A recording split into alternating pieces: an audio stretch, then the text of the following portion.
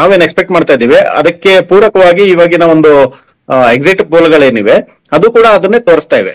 ಯಾಕಂತ ಹೇಳಿದ್ರೆ ಒಂದು ಈ ದೇಶದಾದ್ಯಂತ ಭಾರತೀಯ ಜನತಾ ಪಾರ್ಟಿಯ ಕೆಲಸ ಹಾಗೂ ವಿಶ್ವ ನಾಯಕ ಸನ್ಮಾನ್ಯ ವಿಶ್ವ ನಾಯಕರಾದಂತ ನರೇಂದ್ರ ಮೋದಿ ಅವರ ಬಗ್ಗೆ ಇರುವಂತ ಒಂದು ಭರವಸೆ, ಮೋದಿ ಕಿ ಗ್ಯಾರಂಟಿ ಅಂತ ಏನ್ ಹೇಳ್ತೀವಿ ನಾವು, ಮೋದಿ ಈಸ್ ಅ ಗ್ಯಾರಂಟಿ ಏನ್ ಹೇಳ್ತಿದ್ದೀವಿ, ಅದರ ಬಗ್ಗೆ ಜನರಿಗೆ ಇರುವ ವಿಶ್ವಾಸ ಅದು ಪುನಃ ಒಂದು ಪ್ರತಿಫಲನ ಆಗ್ತಾ ಇದೆ.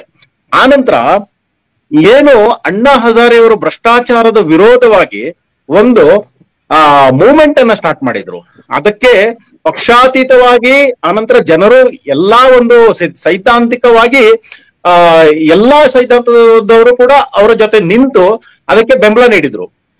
ಆವಾಗ Arvind Kejriwal and team AK and company ಅವರು ಅದರಲ್ಲೇ ಮಧ್ಯೆ ನುಸುಳಿಕೊಂಡು ಆನಂತರ ನಾವು ಭ್ರಷ್ಟಾಚಾರದ ವಿರುದ್ಧ ಹೋರಾಡ್ತೀವಿ ಅಂತ ಹೇಳಿ ಆ ಒಂದು ಹೋಲ್ ಮೂವ್ಮೆಂಟ್ ಅನ್ನ ಹೈಜಾಕ್ ಮಾಡಿ ಆನಂತರ ಒಂದು ಪೊಲಿಟಿಕಲ್ ಪಾರ್ಟಿಯನ್ನ ಕಟ್ಟಿ ಇವತ್ತು ಎರಡು ಬಾರಿ ಅಧಿಕಾರ ಐ ಥಿಂಕ್ 11 ಇಯರ್ಸ್ ಅನ್ಸುತ್ತೆ, 11 ವರ್ಷ ಪ್ಲಸ್ ಅಧಿಕಾರ ಮಾಡಿದ ನಂತರ ಅತಿ ಕಡಿಮೆ ಟೈಮ್ ಅಲ್ಲಿ ಈ ದೇಶದಲ್ಲಿ ಒಂದು ಪಕ್ಷ ಅತಿ ಹೆಚ್ಚು ಭ್ರಷ್ಟಾಚಾರವನ್ನ ಮಾಡಿದ್ದಿದ್ರೆ ಹಾಗೂ ಅತಿ ಹೆಚ್ಚು ಜನ ಜೈಲಿಗೆ ಹೋದಿದ್ರೆ ಇದು ಬೇರೆ ಯಾರ ಪಾರ್ಟಿ ಅಲ್ಲ, ಈ AK ಅಂಡ್ ಕಂಪನಿಯ ಹೈಜಾಕ್ ಪಾರ್ಟಿ ಅಂತ ಹೇಳಿಕ್ ಬಯಸ್ತೇನೆ.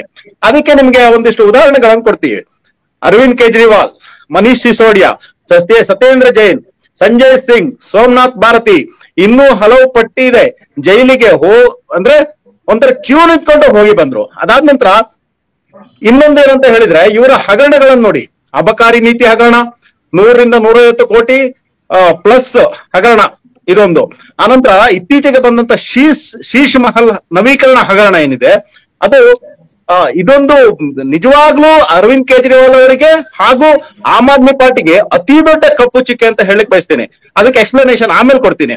ಆನಂತರ ಡೆಲ್ಲಿ ಜಲಬೋರ್ಡ್ ಹಗರಣ, ದೆಹಲಿಯ ವಾಯು ಮಾಲಿನ್ಯ ಇರ್ಬೋದು, ಯಮುನಾ ನದಿಯ ವಾಯು ಮಾಲಿನ್ಯ ಇರ್ಬೋದು, ಈ ಎಲ್ಲ ವಿಷಯಗಳನ್ನ ನೀವು ಒಂದ್ಸಲ ತಗೊಂಡ್ರೆ ದಯನೀಯವಾದ ವೈಫಲ್ಯವನ್ನ ಈ ಒಂದು ಆಮ್ ಆದ್ಮಿ ಪಾರ್ಟಿ ದೆಹಲಿಯ ನಿರ್ವಹಣೆಯಲ್ಲಿ ತೋರಿಸಿದೆ ಅಂತ ಹೇಳಲಿಕ್ಕೆ ಬೇರೆ ಏನೋ ಸಾಕ್ಷಿ ಬೇಡ.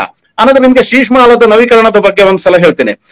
ಏನ್ ಹೇಳಿದ್ರು ಮೊದಲನೇ ಬಾರಿ, ಇಲ್ಲ ಒಂದೇ ಒಂದು ವಿಷಯ ಆಡ್ ಮಾಡ್ಬಿಡ್ತೀನಿ. ಮೊದಲನೇ ಬಾರಿ ಚೀಫ್ ಮಿನಿಸ್ಟರ್ ಆಗೋ ಮೊದಲು ಇವರು ಅರವಿಂದ್ ಕೇಜ್ರಿವಾಲ್ ಅವ್ರು ಏನ್ ಹೇಳ್ತಾರೆ, ನಾನು ಸರ್ಕಾರಿ ವಾಹನವನ್ನ ಬಳಸಲ್ಲ ಅಂತಾರೆ. ಆದ್ರೆ ಇವತ್ತು ಪ್ರೈಮ್ ಮಿನಿಸ್ಟರ್ಗಿಂತ ಜಾಸ್ತಿ ಕಾನ್ವಾಯ್ ಅನ್ನು ಅವ್ರು ಬಳಸ್ತಾರೆ. ನಾನು ಸರ್ಕಾರಿ ಬಂಗಲೆಯನ್ನು ಬಳಸಲ್ಲ ಅಂತಾರೆ. ಆದ್ರೆ 9 BHK ಬಂಗಲೆ, ಅದಾದ ನಂತರ ಇತ್ತೀಚೆಗೆ ನವೀಕರಣ ಮಾಡೋಕ್ಕೋಸ್ಕರ ಬಂಗಲೆಯನ್ನ ಅವ್ರೆಷ್ಟು ಖರ್ಚು ಮಾಡಿದ್ರು, 33 ಕೋಟಿ ರೂಪಾಯಿಯನ್ನ. ಅದರಲ್ಲಿ 8 ಕೋಟಿ ರೂಪಾಯಿ ಸಿವಿಲ್ ವರ್ಕ್, ಡೆಕೋರೇಟಿವ್ ಐಟಮ್ಸ್ಗೆ 30 ಕೋಟಿ, ಅನಂತರ ಪರದೆಗೆ 8 ಕೋಟಿ, ಚಿನ್ನದ ಕಮೋಡು.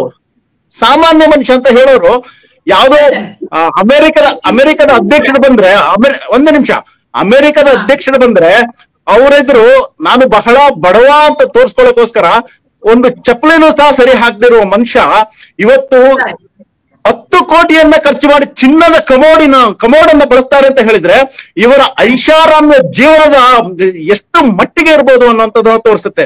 ಆದ್ರಿಂದಾಗಿ